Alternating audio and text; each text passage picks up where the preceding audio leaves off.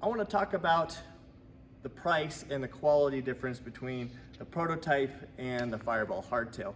I've got a lot of questions saying, Jason, how come you just didn't make the prototype vise out of tube and plate and then sell that to me at a much lower cost?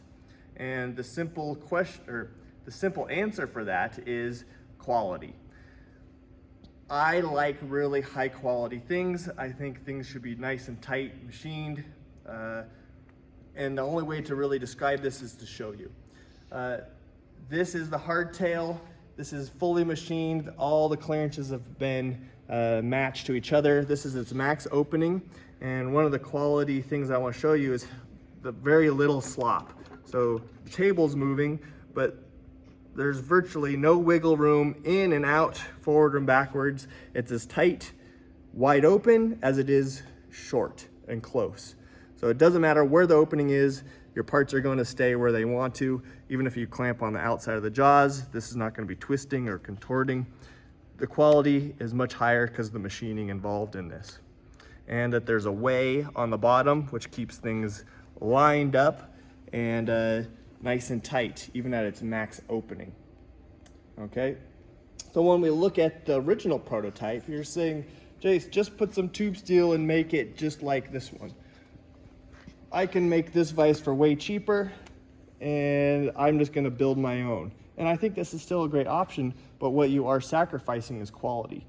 So because you're dealing with the clearances made from the steel manufacturer, you're gonna get something like this. That's a lot of slop.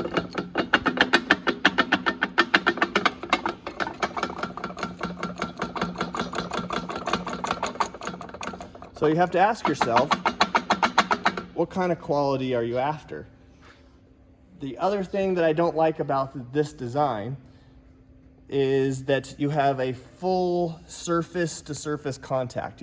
This whole surface rides on the inside of the tube steel inside of there. So if you get any little bit of grit, there's no place for the dirt to go. It just sits there and grinds onto itself. It just sits there and grinds and grinds and grinds because you have a long surface touching a big flat surface. On this design, there's actually a pocket or a space for the dirt to go, so it doesn't sit there and grind itself into submission. The machine surfaces always stay in contact with each other, and the dirt has a place to go in this design. So it should theoretically really never wear out, where this one's just gonna keep getting sloppier and sloppier. Why didn't I make this vise? Well, everybody says they can make it for cheaper than what I can make it for, and I would agree. By the time I priced this vise out, by the time I water jet all the parts, put it in a box, sourced all the pieces, by the time I'd have to make a profit on top of that, I would have to charge too much, and I would not be happy with the quality I would be selling you. So this is where my heart and mind and body and soul is, and not in this configuration. So I hope you guys understand that when it comes to the DIY kit stuff.